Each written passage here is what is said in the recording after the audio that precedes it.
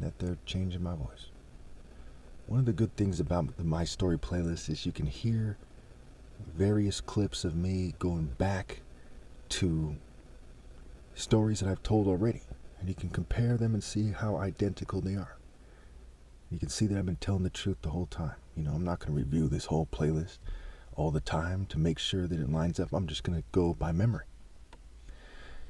So, a very important part of the story has to do with love. That's part of why they're changing my voice for this video, because their conception is very, very shallow. Okay, Western conception is like the Flintstones. It's like Cinderella. It's childish fairy tale. George Jetson, right? Kind of fraternity, sorority. I mean, it's very, very shallow. American Pie, okay? That kind of thinking. Scary Movie. Those series of movies. Very shallow, very senseless. So when I was younger, when the movie Colors came out, as the story goes, it came out in the 80s. I probably saw it when I was 8 or 9 years old. And that kind of stayed with me. And it was about when I was 13 or 14 or 15, I started being really romantic, right? Very, very romantic, on the internet all the time, looking for love. Very romantically inclined, trying to one-up everybody in terms of loving deeper, thinking deeper, saying better poetry. I knew there's a difference between, okay poetry, common poetry, good poetry, great poetry, and what seems to be awe-inspiring, breathtaking, intensely romantic, potent poetry that I was capable of speaking, of doing. And people could hear the heartfelt nature of my voice. As part of why they prioritize changing my voice so much. Because I'm by far the most romantic person that ever lived. That's why they came out with that movie, Romeo Must Die. And the main character, is Jet Li and is a martial artist. And then you have Aaliyah, and she looks like she could be my sister or something. Okay? And romantic, right? Romeo. And, Rome crucifying Jesus, and God is love, and Christ is the bridegroom. It's about me. It's about, when I say it's about me, I don't mean that story is my story, And I think that, if I'm not mistaken, that some of it took place in San Francisco, right? I feel like that's that movie. But, that's not far from where I live. But it's about killing me and them trying to attack my soul and God through me, because they don't want that heterosexual, masculine, kind of mulatto, African falcon, patriarchal line spirit to kind of dominate society. And no, it's not understandable. It is, these people are child molesters. They're Dionysian orgy people, And keep in mind, just because you're not the same race as me, right? We're all human beings, right? Doesn't mean that if I was famous that, you would enjoy a date with a woman. Everything would be more romantic in a way that benefits every heterosexual person. And if you look at the world right now carefully, and you look at gay culture carefully, and the spectrum and variations, you see that it's a very gay world, right? Gaia, meaning the earth. Gay IA, gay I alpha is what they propound. And Dionysian and the Jews are said to be from Crete and expelled to Libya, according to Tacitus or some, historians over there. And I don't know where they're from, but I do know that when it comes to religion, all the cultures in the world are responding to the Royal African Falcon Martial Art Order. You think about any ethnic group or any tribe on the planet, if they came across somebody who was far more spiritual, far greater of a warrior, you think they would just automatically accept that person and give him his rightful place? Probably not. So the religions are sort of a response to the truth of the universal order. Right? Say you're all the way in America, or you're Far East Asia or Northern Europe, right? You didn't get there overnight. And you didn't come up with a religion the moment you touched down there. It's something that you took with you, and you had, a conception of where you were before as a people at different points along the way. And again, no offense to anybody, I'm not saying this to brag or offend anybody or any of that. This is the truth. Life is short. If you're the type of person who's worried about me bragging about this, ask yourself what really matters. The truth? Being told by someone who's trying to be as sincere and diplomatic as possible? Or preventing me from looking good or bragging or boasting in the Lord or whatever? Now you see, there's people who tell me all the time that they don't want people to look up to me. They don't want people to see God in me and to see a great heterosexual, romantic, moral, mental, spiritual, martial art warrior in me. They want people to look up to, kind of this, theater art stuff like King Charles, Prince Harry, Prince William, politicians, celebrities, people in their communities, and they slice the pie a certain way with their different districts and regions and masonry and so on. They want people to look up, and it's like they lost their fucking mind. Like, you people wear aprons. You're in college frats. You see some of these Ivy League frats. Okay, they wear magicians' hats and they act goofy. Like, what the fuck are they talking about, right? So anyway, so there's some kind of background on this. Let me just shoot through this real quickly here. Okay, we'll wrap this up. So in 2015, when I was around 34, I had given up the identity in all attempts to kind of bring the Crips to God and all the gangs in the street. I had given that up in terms of I gave up that identity of the CRIP, meaning Christ Rest in Peace, Community Revolution in Progress. And I started to, by 2019 or so, I realized that I'm Christ. But before that, 4 years before, I gave up that Crip identity, right, completely. And I always saw myself as the voice of reason in the Crip gang with a religious imperative, right? Christ Rest in Peace, Community Revolution in Progress, right? And they're trying to cripple the righteous black man, okay? After the Martin Luther Kings and Malcolm X and the Panthers and all this, they took him out and they suppressed him and so on and so forth. So that was where I was coming from then. But it's important to note that within 2 years or so, or whenever it was, 2014 or 15, within a short time on the timeline, okay, they had blinded me for several days. And then I first started wearing these dark glasses looking like Darth Vader or something. And then I eventually got these glasses I've been wearing for a while. Or the ones before that, I actually switched out the lenses with a new frame. And they have the yellow lens. And at first it was a black frame. Now it's a brown frame, right? And it was just whatever they had available. And then it became whatever frame fit the lenses. Okay. So notice that they wanted me to change my point of view when I stopped taking on that identity. And like Seneca Shakur, aka Monster Cody, had said, he had said that, LA had no problem with him when he was being a gang member and killing people and da-da-da-da-da. But they started really pressing him in terms of the system and having a grudge against him and going after him when he started taking on a revolutionary stance. Okay, and I think that the main reason was he did so in a way that was, he was semi-controlled. I'm not controlled at all. But it wasn't controlled to their satisfaction. Just like Martin Luther King, he made deals with them to some degree behind the scenes, but because of his presence and the way about him and the way things were going, it wasn't to their satisfaction, so they had taken him out. Okay, and you can look up to his history with the Carlisle Hotel and so on and so forth. Okay, and of course, they assign a quote to him that he didn't say, but he may as well have said. He said that he fears he led his people into a burning house. So again, that's important, Kate. So they didn't like that I didn't do things their way, and they didn't like that I insist on true romantic love. And whatever this squirrel is chirping about, it's almost certainly caused by them. They have that technology. They think it's cute. If you do enough research, you see that they've used, animals in various psychological operations in the Middle East. Okay, so the type of people say he thinks he's doing that. What the fuck, right? This there wasn't a chirp to be heard all day, and all of a sudden I make this video and starts chirping and won't shut up. You see what I'm saying? And right when I bring it up just now it shuts up. I don't know if you can hear that in the background. Hopefully you can, or hopefully it's not too loud. But anyway, like I said, I'm going to wrap this up. So again, what's important takeaway is that I insisted on true love. I was on the internet, countless times, talking to countless people. I touched bases. The internet is more important and strategic than you think. Back then, at least. Now it's so controlled, so damn controlled. But back then, there was a lot of catfish, a lot of guys pretending to females. But I talked to a lot of females. And in the process, I became 100% sure there's a lot of gay people with mental illness. And some think it's cute to catfish you. Very, very disturbing things occurred. Okay, and they need to grow the hell up.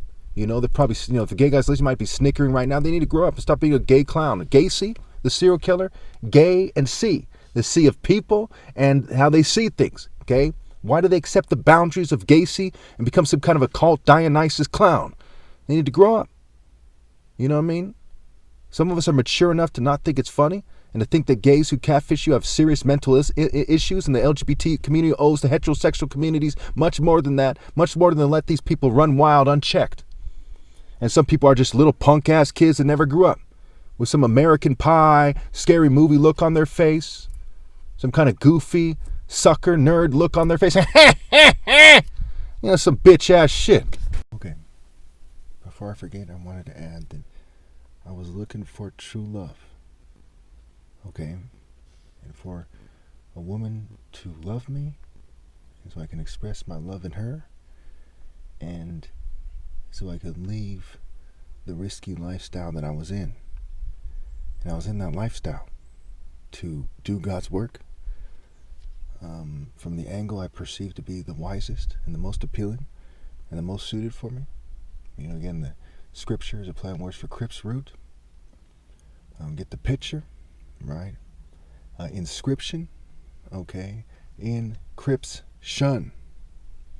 So it was there because the government knows that that's where the righteous person would go, because that's what's left of the Black Panthers and stuff like this in California, is those two gangs, and the blue is more associated with heaven.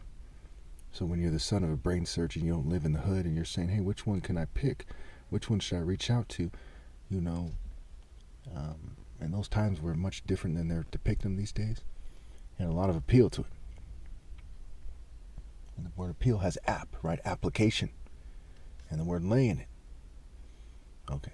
And even, the word ape scrambled in there, that people are racist and they think it's funny and so on and so forth. And, they should get that imagery out of your head, because that's the oppressor. All people come from, there's white apes, there's more yellow-hued apes. So what? There's apes with a red hue. Every race has its representation in the monkey kingdom, if you will. And leave it to people who are very insecure, who don't want to admit what greatness is, because they're cultivating Dionysus and Pan and stuff like this, to twist that fact. So while they're trying to play those angles in a very immature way, the black faces, the catfishing, the things that would piss off a righteous man, because it's not just the mocking, it's everything that comes with it and what it symbolizes and what's going on. That's on top of everything else, okay? And things that, you see is Christ as a character in the story. No one's complaining when he's, going on and on about how he's mad at people, and he's yelling at them, he's arguing with them, he's chasing the money lenders out. He says, I'm going to come back on a cloud, and so on. He's threatening him, and so on and so forth. And so it is with my life, where, my belief, my monotheistic belief, is not the same as being a Catholic monk or a Buddhist monk or whatever. I'm not a pacifist, not a gay rights activist or a gay pacifist or a gay Buddhist or gay New Age person or some occultist. All that stuff's Luciferian stuff. Pharisee, right? It's fairy fantasy lies. I was looking for true love. I don't believe in abstinence. I believe I should have been married, by 16 years old, really, or engaged. I don't believe that I should have to wait till marriage, because I'm extremely romantic. Those rules are not for the King of Kings. Those rules were not made by God. They were made by man. Okay? It is not whether you have sex before you take vows in front of some worldly, highly flawed priest in some superficial ceremony, okay, which is more often superficial than not, mind you. That's what I mean. That's not what defiles someone. It's what comes from the heart, right? Do you commit to that person to say, hey, we don't have to follow the white man's concrete jungle rules or his churches, and we're going to make love when we see fit. So I'm far more romantic than people who, out of erotic desire, have sex before marriage, and people for the wrong reasons, conformity, social norm fanaticism, bootlicking to the church, and to, trying to feel like they're important, trying to feel like they're holy without actually striving with all their heart to be holy. Those type of people rejected me all my life like sniveling, arrogant worms. The most righteous person ever approached him with some of the most handsome pictures ever. And at one point I took the most handsome picture ever. It's right there in Psalm 45 where I'm right. The most excellent man, most handsome man. That inner beauty was resonating outside, and my face was perfect. My body was pure. It's the image of God approaching him in person, talking to them on the internet with the most handsome picture ever taken. And these worms, these worldly unfair females, they basically said by their actions, that they wanted me to suffer. That they wanted me to go get drunk and have sex with a prostitute or go get catfished, okay? You know, they wanted me to settle, maybe risk some unattractive female getting pregnant with my kid. I mean, they, by their actions, they're waging war against God with all their heart. You see, in Proverbs, it says, that the unruly woman was talking about to the guy with no sense she was going to prey on. It's like Proverbs 7. She said that she wanted to drink deeply of love with him, to drink deeply of love. Now you see in Matthew 5, it says, blessed are those who are persecuted for righteousness' sake, for theirs is the kingdom of heaven, right? Persecuted for righteousness. Okay, blessed are those who hunger and thirst for righteousness. To hunger and thirst for righteousness. And she said, let's drink deeply of love. So every woman is supposed to want to drink deeply of the righteous love from God that I alone possess, because everyone else is cheating me out of my right to lead, and I possess on the highest point no matter what. So are they hungering and thirsting for righteousness or concrete jungle trickle down Dionysian rape cult pedo aligned bullshit, blood money stupidity? So you didn't just reject me spiritually. Countless females rejected me in person and on the internet. And some worm might say, it's how you come. I came as Christ. And they came as a harlot. They needed to come correct. They needed to accept the instruction and correction from God. And so does everyone who thinks I should change my culture. I'm the perfected man. Who the fuck are you? And who the fuck are they? There's a reason why in the ghetto chicks beat the dog shit out of each other. Imagine how much they deserve to get beat to death for rejecting Christ. And in Isaiah 30, verse 30 says, the Lord will cause people to hear his majestic voice, his actions, his divine actions, and will make them see his arm coming down with raging anger and consuming fire, with cloudburst, thunderstorm, and hail. Now, they're not supposed to try to bring this about. That's my call. Christ and Michael, not some worms in the church or anywhere else. But could it ever cross your mind that your dating habits is part of what inspires such anger, raging anger, consuming fire, with cloudburst coming on the cloud, the striking cloud? It's like a warrior spirit. Look, he advances like the clouds. His chariots come like a whirlwind. Jeremiah 4:13, Proverbs 1. When disaster and calamity come, like a storm, like a whirlwind. They cheated me out of my right to choose so they could date some pedo-friendly, devil-serving dog, male or female. They rejected Christ because they were raised to be scum. They were raised to be beasts. They accepted the boundaries of the beast. So the actions of God will shatter Babylon and every nation, every spirit. They will all mourn spiritually. With his rod, he will strike them down. Every stroke the Lord lays on them, every stroke that I gave to them in my videos, with the punishing spirit of God. The reality that the video was trying to capture, when they edited it, should try to downplay it because all they could do is mock. As I laid on them the punishing blows from God. All these worms can say that some harlot that they raised to reject Jesus, thus making her a worthless, foolish, and contemptible, nerd-formed slut, has rejected me, when God Almighty, who can forge far better than that, infinitely greater, has infinite pleasures waiting for me at his right hand, which is my seat, my position. To the music of timbrels and harps, as they say, I fight you all in battle with the blows of my arm, the right arm of God, the right hand of God. As clearly, I sit at the right hand of power, and they interfere with this video. They try to make it so it sound theater-like. But 1 + 1 still equals 2. And I'm still the top. And as I said all those years ago, these are pussies. I have stopped. And what do you think I mean?